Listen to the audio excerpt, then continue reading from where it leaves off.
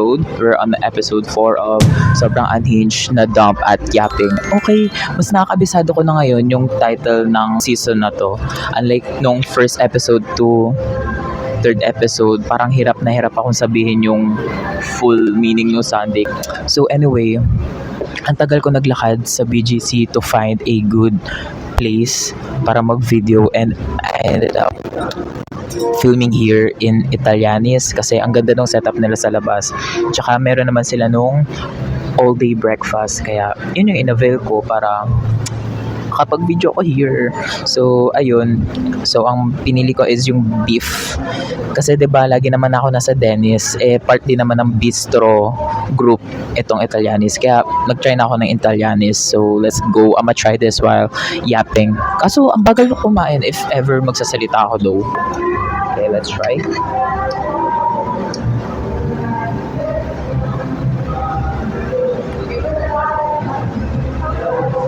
Uy, ang sarap niya. Ang saya. Dito yung ginawa kong view kasi nakikita ko yung mga tao. Kasi parang hindi ko kaya mag-video habang kumakain. Tapos habang kumakain ako, nakatingin lang ako sa camera. Parang kailangan ko, meron pa akong isang view na tinitingnan para malibang ako. Kasi usually, if mapapansin nyo sa ibang episode, malikot yung mata ko. Episode 2 and episode 3, sobrang likot ng mata ko kasi hindi mapakali yung mata ko. Kailangan meron akong ibang tinitingnan para mas stimulate ako.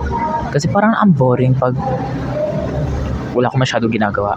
Kaya ayun yung aking anong tawag doon? Coping mechanism. Tumingin ng mga tao. Tsaka ang kulit ng mga tao kasi here sa BGC. Ang aangas sa mga forma nila. Tapos, unlike sa mga street namin, syempre, hindi ko naman sinasabi na ang dudugit nila. Pero, dito kasi mga tao nakaporma, syempre nakaayos. Wala, mas present sa mukha. Tsaka, syempre, may buildings, yung view, yung sunset, animals, people talking, people smiling, people loving. Tsaka madami market na tao dito sa BGC. Lalo na favorite ko lumabas pag Sunday kasi usually lumalabas yung mga cutie ng Sunday here sa BGC. Unlike weekdays, super rare nila kasi nag-work sila sa kanilang mga work. Iyon. Ang unti ng rice, pili ko dapat magdala ako ng extra rice ko. Diba? Pili ka bumili extra rice dito sa Italianis. Pero ang sarap ng meatballs. Ang binili ko lang yung mga walang plus 50 pesos kasi I'm trying to save. Ayokong maubos lahat ng sahod ko every time na lumalabas ako kasi kailangan ko mag-ipon for my birthday.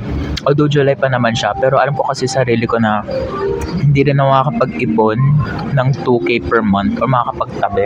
Kasi feeling ko maubos ko agad siya, lalo na pabalik-balik ako sa SNR and Watson and mostly TikTok shop.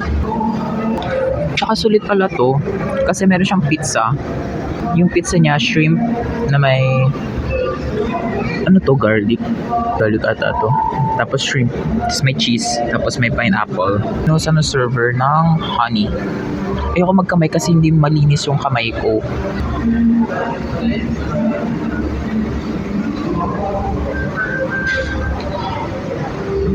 I actually like pizza na may pineapple. I mean, I don't love it. I just like it. Kung meron mang pineapple yung pizza, kakainin ko pa din siya. Di ko siya ayaw. Tsaka sa mga taong ayaw ng pineapple sa pizza na, do you actually hate it? Or do you hate it just because the internet told you so? Ganun. Like, I'm very against sa mga people walang sariling opinion.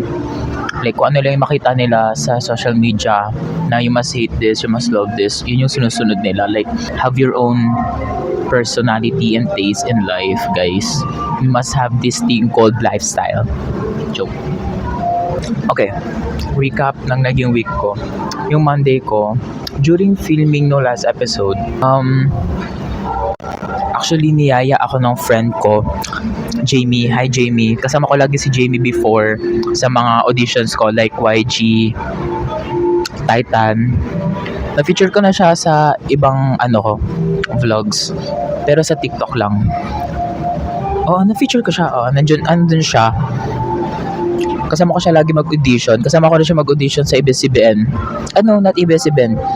yeah, ABS-CBN. Tapos nag-audition din kami ng GMA. Nag-audition pa kami GMA.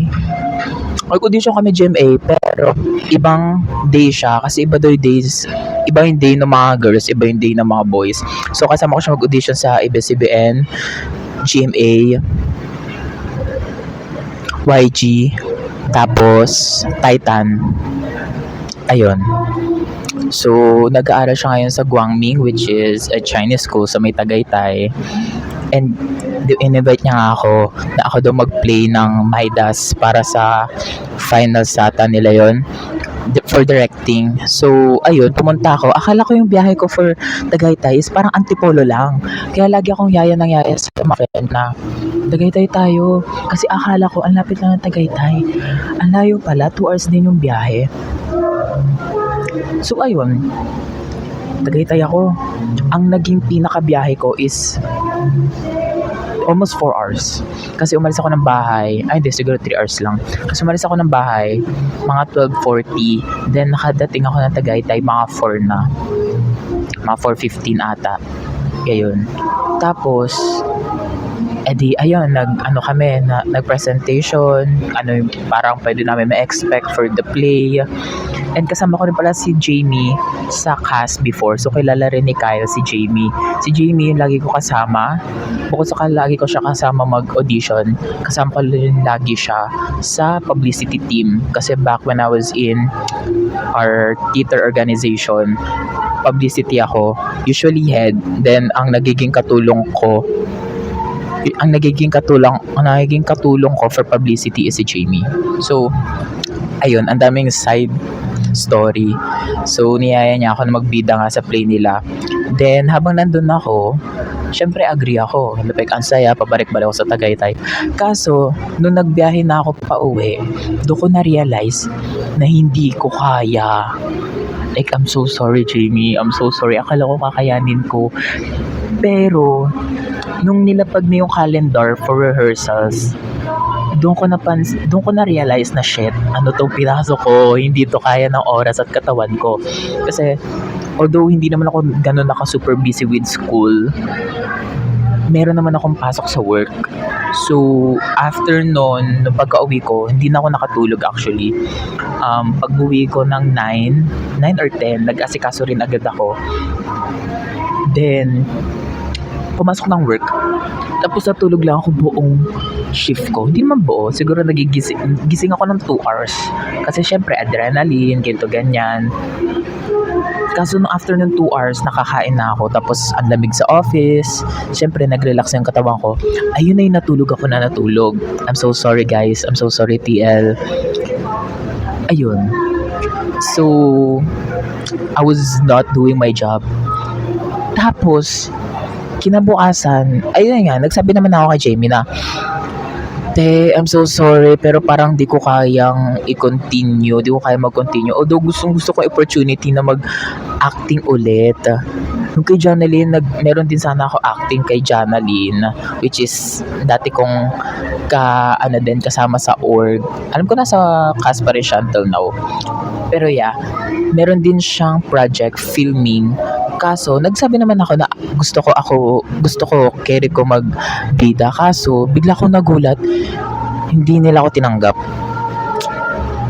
Ang kailangan daw nila is, syempre, actor na vlogger. And si Janaline daw yung isa pang character. So, I was like, pang gramis gagawin namin ito ni Janaline since ang tagal naming hindi nag-acting together. Pero pag nag-act naman kami together, para kaming sync yung utak. Not totally, pero I feel more comfortable kasi pag si Janaline yung kasama kong umacting sa stage nun. Kasi super playful niya sa stage. Like, ang ganda naman expression niya. Like, pang theater talaga acting nun ni Janaline. I'm telling you guys. So, ayun. Kaso, in-next deal ako kasi daw may iba na daw silang nahanap, which is syempre nalungkot ako kasi acting na sana siya tas nawala pa. So inaccept ko ngayon kay Jamie, ganun din, hindi ko naman kaya, hindi naman ako yung na-ex-deal pero hindi lang talaga kaya ng schedule at katawan ko, pati yung layo ng biyahe kasi mas matagal pa yung nilaan kong time sa biyahe kaysa sa mismong magiging rehearsal. So parang, I mean, di naman yung problem. Pero you know what I mean. So, kailangan nagsabi na rin ako na, di ko kaya ata i-continue to. So, good thing na lang, feel like ayos lang kay Jamie. Ngayon ko lang na-realize na ang layo pala talaga ng Tagaytay. Almost parang papuntang Laguna yung biyahe. I really miss acting. Kas kung gusto nyo ng extra, please isama nyo. Charing, hindi ko rin kaya dahil sa rehearsal tsaka sa work ko.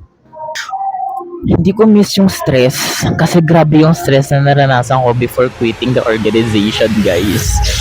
Pero I miss acting.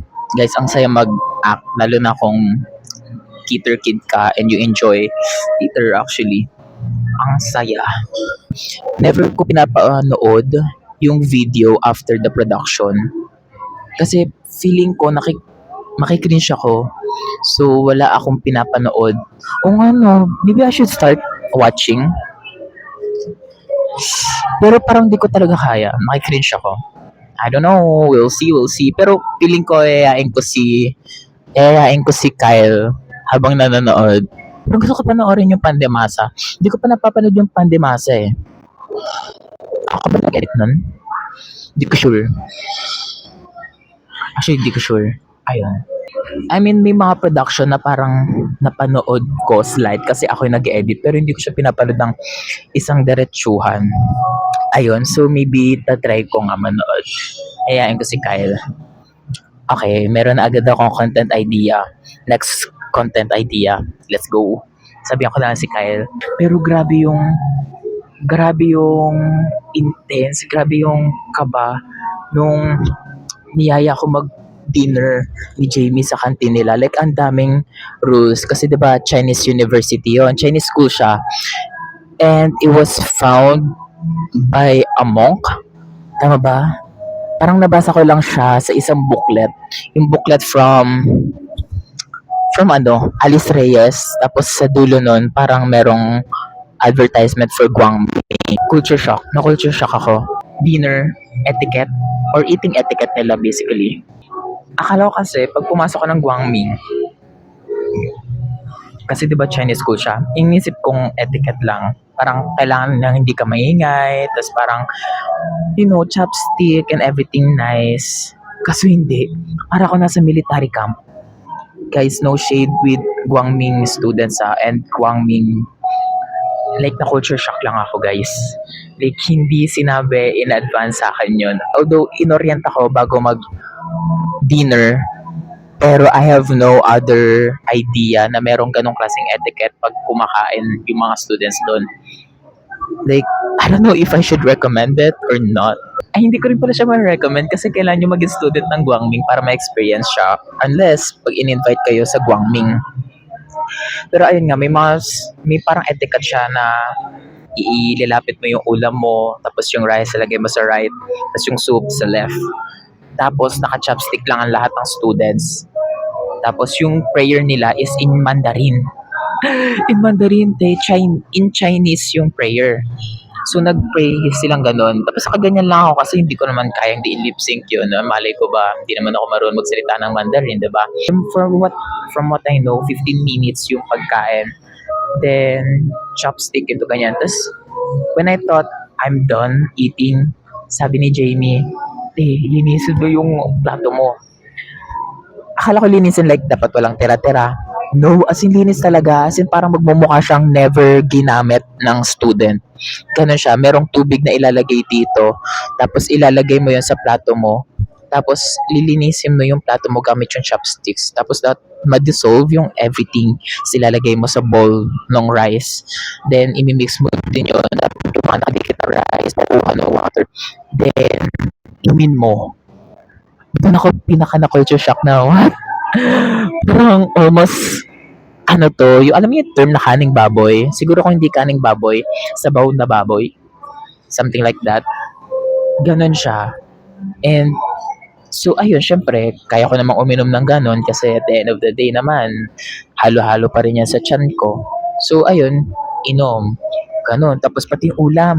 Ay, yung sabaw, di ba, medyo may tira akong sabaw doon. So, pagkalagay ng water, medyo nag-oil up yung water kasi nga may tira-tira ako. Tapos yun din, uubusin ko yun. So, ano nila yon, i-check yun ng mga students na nag-room kasi wala silang janitor. So, lahat ng chores, ang gumagawa is yung mga students lang din. So, may mga naka-chores, may mga student na nag-iikot, tapos i-check nila whether naubos mo or malinis yung pinagkainan mo. Ganun. Tapos, di ko alam ano mangyari pag may tira. Parang, I forgot. Sinabi ni Jamie yun, pero nakalimutan ko lang. Ganon. So, ayun, tinanong niya ako after nung dinner. I was like, te, kabang-kaba ako. Para ako nasa military camp. Like, culture shock lang talaga. Hashtag culture shock talaga pinaka-word. Pero parang kaya ko, if ever maging student ako ng Guangming, kunyari graduate na ako ng UMAC, tapos nag-apply ako ng college for Guangming, piling ko kaya ko naman makasurvive. Tsaka ang kulit, meron silang Mandarin na subject. Ayun, kain mo na ako ulit. Gutom na ako. Coming to realize na ang dami nitong pagkain. Piling ko busog na ako. Kasi nasanay na rin ako na super unti lang ng rice. Almost parang 3 subo lang lagi yung rice ko pag pumapasok ako or nagbabaon ako for work. At ito, ang dami nito. Like ito pa lang, itong maliit na pizza. Busog na ako nito eh. Pagdagan mo pa ng rice, tapos yung bread. Kita ba? Ang daming carbs. Hindi ko ito maubos. Parang kailangan ko pa ng isang maliit na tao dito kasi parang feeling ko tama lang, sakto lang pag maliit na tao. Unlike pag katulad ko, kukulang na siya. Tsaka pala, if di nyo napansin, baka di nyo napansin na, nagpagupit na ako, pinalis ko na rin yung, ganun pinalis, pero naging baby mulit yung buhok ko dito. Kasi ang init na, tas, syempre, ano tawag dito? Basta, fade something to. Kasi ang init na rin, pag yung buhok ko, nasa may tenga, ayun, kailangan ko rin pala bumili ng powder na malamig. Although parang saglitan lang yung lamig niya, pero last year kasi, nung ginamit ko yun, almost na-save ako nun kasi imbis na super tagaktak yung pawis ko, unti lang yung pawis na lumalabas sa akin kasi syempre may cooling effect siya. Siguro mamaya. Pero kasi dadaan ako ng SNR after nito. Kasi ubus na naman yung oatmeal ko, guys. Oat milk.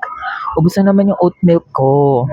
Kasi yung outside sa SNR, yung 1 liter na gatas, parang minsan na lang sila mag-restock or mas ang lagi na restock is yung maliliit. Tas kung hindi pa siya yung milk, yung chocolate siya. Tas kung hindi may chocolate, wala talagang both side na stock. Like, ang inconsistent ng stocks nila ng outside, guys. Hindi ko alam bakit ang dami kong kahahati. I mean, okay. Hindi naman ganun ka unpopular si outside. Pero ayun nga. Ayun. Weird kasi, ang weird nung lasa nung coffee pag yung milk talaga yung gamit ko instead of the oat milk with outside. Iba yung lasa ng kape. Ang sarap niya. Like, kaya pala siya barista blend kasi ang sarap nga niya talaga pag nasa kape siya. Unlike yung mismong ano yun? Ano yung iniinom ko na milk? Selecta na milk. Ayun. Tsaka naano ko kasi as a BPO employee, super nasira yung sleeping patterns ko. So, nagkaroon ako nakakuha ko ng libreng sleeping pills from, I don't know, I don't remember, Sleepasil? Sleep something na pampatulog. Tapos, mag-take ako nun,